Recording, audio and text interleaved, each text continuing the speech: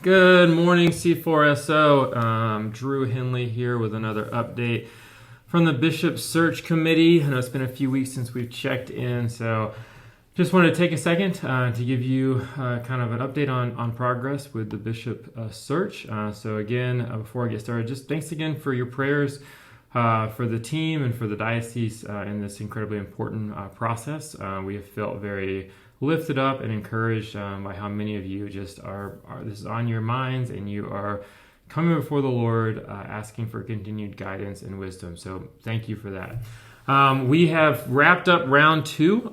So round two consisted of interviews of each candidate, reference checks, as well as just continued kind of getting to know the candidates. And so we have wrapped up round two and moved forward with a few of the candidates, as well as not move forward with some of the other candidates.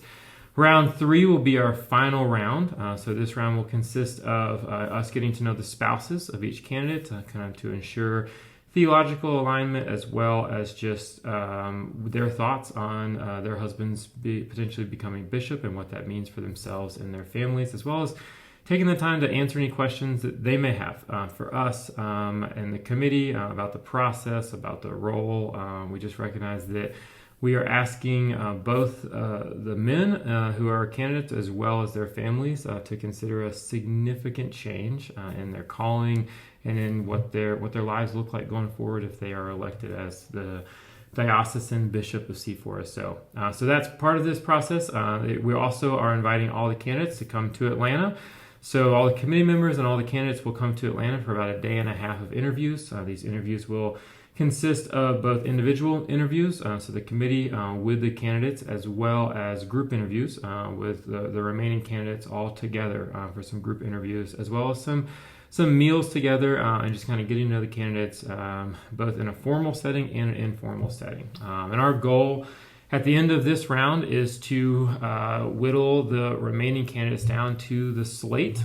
So the slate will be what we present to the ELT, to the executive leadership team of C4SO for their approval. And if they approve, then that will then go to the House of Bishops. If the House of Bishops approves the slate, which will be between 2 to 4 of these men will be on the slate, then they will be approved pending background checks. So the background checks are very intense for this role, for these candidates, which is appropriate for the significance of this role.